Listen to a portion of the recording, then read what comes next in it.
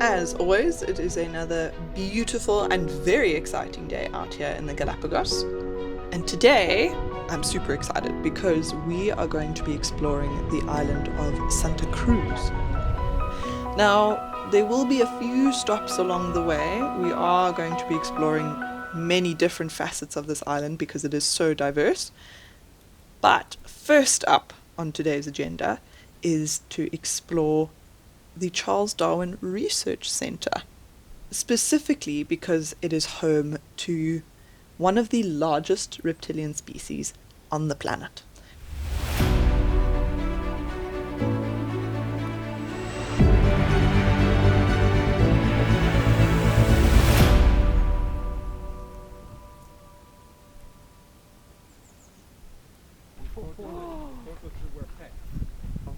There are many different initiatives at work here, but one of the main programs to exist is the reintroduction and rehabilitation of giant tortoises to all the islands in the Galapagos, because at some point in time, historically, we've discovered that every single island had a species of giant tortoise, and unfortunately now some of those species have become extinct. But this is why here at the Charles Darwin Research Centre you find many different species of tortoises. And they're all separated into their specific species. And most of the tortoises that we are seeing, just like these guys, have been confiscated as illegal pets. And they're now on their way to being rehabilitated in order to be sent back to their original island. But look at how massive they are! I can't believe that a reptile is that large. Now, there are four main components with regards to the tortoise initiative. There's the research and conservation of tortoises. There's breeding and rearing tortoises of threatened species. Repopulation of the islands where those tortoises have since gone extinct. And research and management of tortoise and human interactions. Which is obviously a massive one due to the fact that humans do inhabit the island of Santa Cruz. So it's very important to see what sort of impact we have on these species. So the work that's being done here at the research centre is invaluable. These tortoises here in Santa Cruz are actually becoming an incredibly common sight amongst the highlands, and there are even some farms where they are left to roam free because that's what they once were able to do before people arrived to these islands.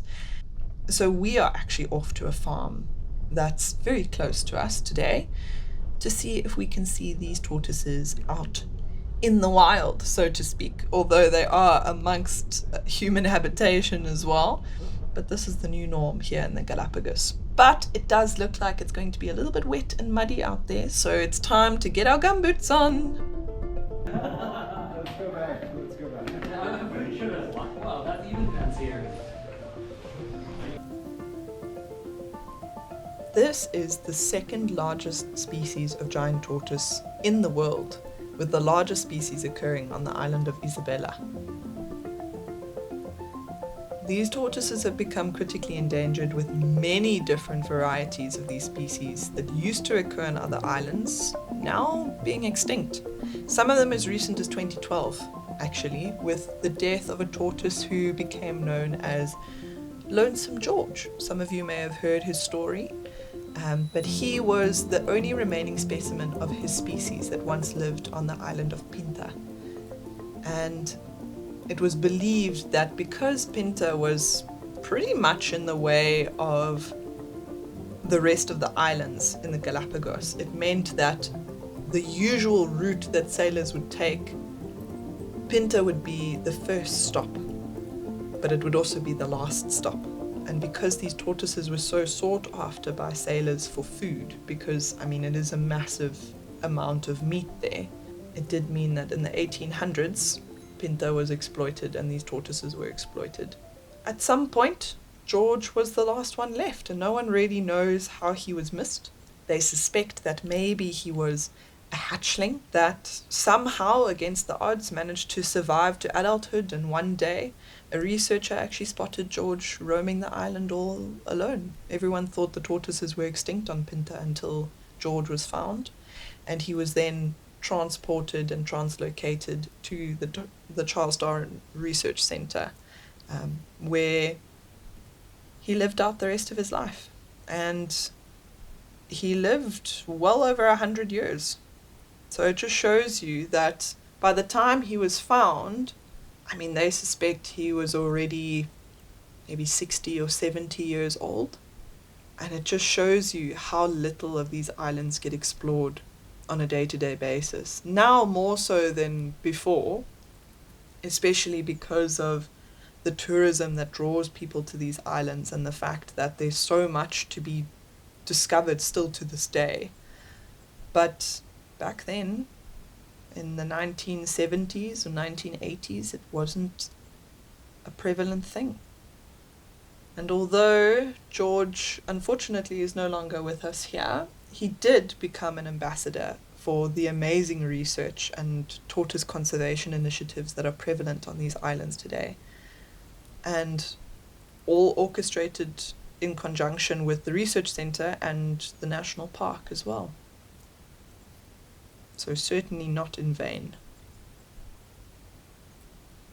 These farms up in the highlands of Santa Cruz are the ideal habitat for these giant tortoises to occur. It's got quite a high rainfall because it's up in the highlands, and so at a much higher altitude there's a lot more condensation coming through. It's drizzly and misty most of the time out here, even during the midday.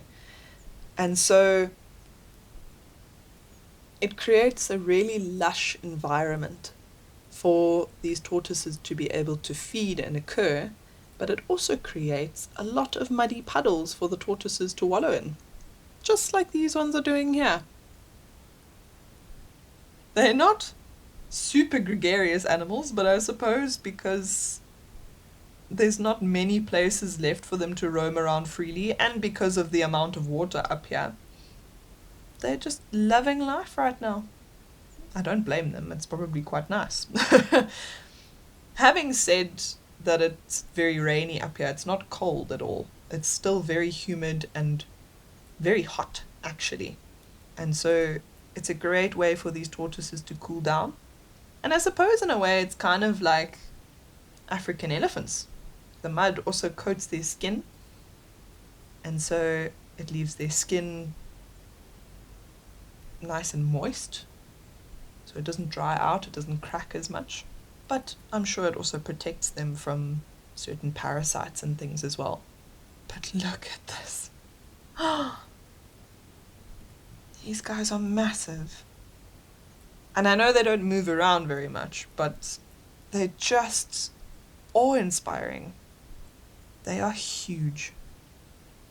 And of course, one thing that I do need to point out is that none of these tortoises are tame. None of them are pets. None of them interact with humans other than being observed. And it's exactly the same with us here. They are used to people, but no one interacts with them whatsoever other than just observing them.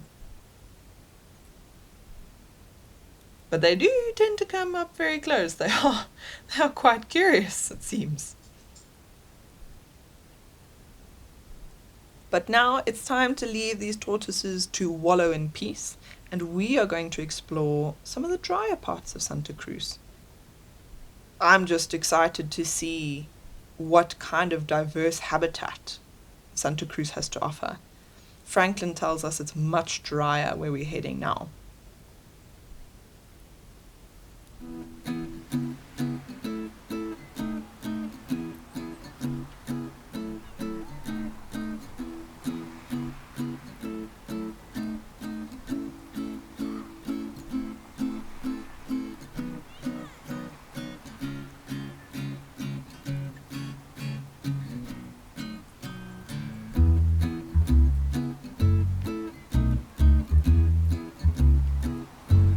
Look at how beautiful this is. You come off the beach, There's a massive inland salt lake. There's a couple of flamingos floating about as well. You can see the little pink dots. But it is incredibly barren, which is why, in comparison to where the tortoises are, they wouldn't be able to really occur on this side of the island. But the land iguanas love it. It's hot, it's arid, it's dry. They don't need much water, but just like the tortoises, they eat cactus, which is exactly what this is here. This is known as a prickly pear cactus, and they are everywhere. It was one of the first things I noticed when stepping foot on the island. These cacti are huge and very tall. They're almost as tall as a normal tree. Now, there are 14 different varieties of this plant across the archipelago, and due to their varying sizes, they are fed on by different things. Land iguanas, as I mentioned, but doves, cactus finches, and mockingbirds are some of the many animals that feed on them. But out here, where it's really dry and barren, they provide some shade. But if you look at the inside of this cactus and how it's almost like a bit fibrous, a bit cork-like in texture, it provides great nesting structures for birds. But these plants were once a massive resource for people coming to these islands. These cacti were actually used to create a plant-based leather. How cool is that?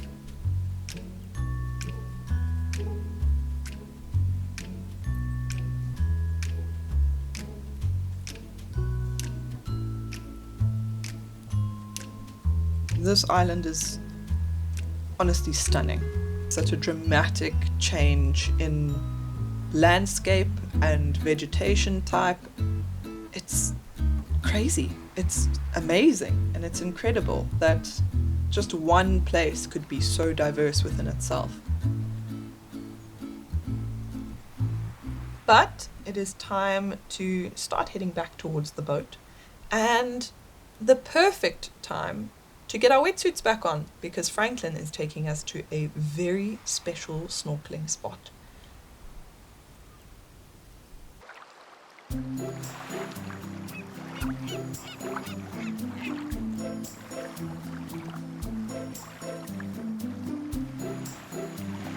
We have come to Pinnacle Rock, which is a part of the island of Bartolome. Now, Pinnacle Rock is actually a volcanic cone that was formed when magma erupted from an underwater volcano. The sea then cooled the magma, but because of the mix in temperature between the rather cold ocean at the time and the scalding hot magma, an explosion occurred, which then came back together to form this rock that's made up of multiple thin layers of basalt. But what it does do is make Bartolome one of, if not the most recognizable island in the Galapagos. Now, there are a few species that we've come to look for here around Pinnacle Rock today, one of which is the Galapagos penguins, which there are some on the rocks, but we are going to be snorkeling around that area, so we should be able to get a much closer view once we come around the corner. Another one is white-tip reef sharks. And look at how many we have here. Goodness gracious, there's so many under this rock. It's hard to see because of the shadow, but it looks like there might be maybe 7 or 8 hiding under the rock. Looks like they're having a little snooze, in fact. And I mean, a rock is a great place for them to wedge themselves under so that the current doesn't drag them away. It also happens to be that they're probably under this rock because these sharks are mainly nocturnal. So they're all crowding under the rocks to try and keep out of the light for as long as possible. Now, they're not massive sharks. Having said that, some of these guys are almost as long as I am tall. But Franklin tells us that they are incredibly docile, and you'd have to do something very silly or very threatening for them to even notice you.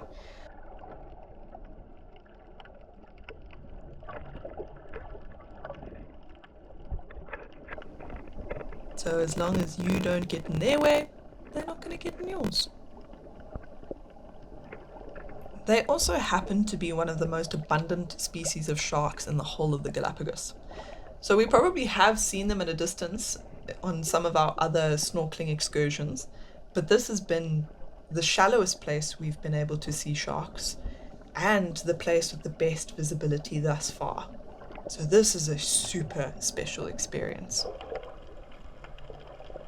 But I get the feeling that just based on how many were wedged under that rock, we're probably going to see a lot more today.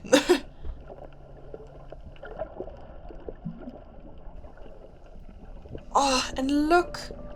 There's some spotted eagle rays coming in. Look at how graceful they look in the water. They almost look like they're gliding in slow motion. Wow. We have seen these guys at a distance on some of our other snorkeling adventures, but not in the greatest visibility to see them well. And they're just incredible. They're so beautiful with those patterns on their backs. And these guys are also something to be aware of, much like the reef sharks. They don't quite have teeth like the reef sharks, but they do have a very venomous barb at the end of their tail, which should definitely be avoided. But very much in common with the white-tip reef sharks, they're incredibly docile, not interested in anything to do with us. The biodiversity around Pinnacle Rock is just beautiful. I mean, there's all the usual characters like the classic yellowtail surgeonfish that we've been seeing on most of our snorkeling adventures. In fact, I think all of our snorkeling adventures we've seen them. Another thing that you can't really help when you're snorkeling is you're constantly looking at the floor, but it does mean that you get to spot some really cool things. And look at how many sea stars there are in the sand here. They're almost the size of my head. I don't think I've ever seen a sea star that big. And there are about 44 different species of sea stars that can be found throughout the Galapagos. So unless you have a trained eye or are an expert, you might be able to tell whether these are different species or not. I'm presuming that they're the same species based on the fact that they're very similar in shape and size. But sea stars are also able to change the texture of their skin and the color sometimes in certain species. So who knows? They could be different species, but I think they're probably the same.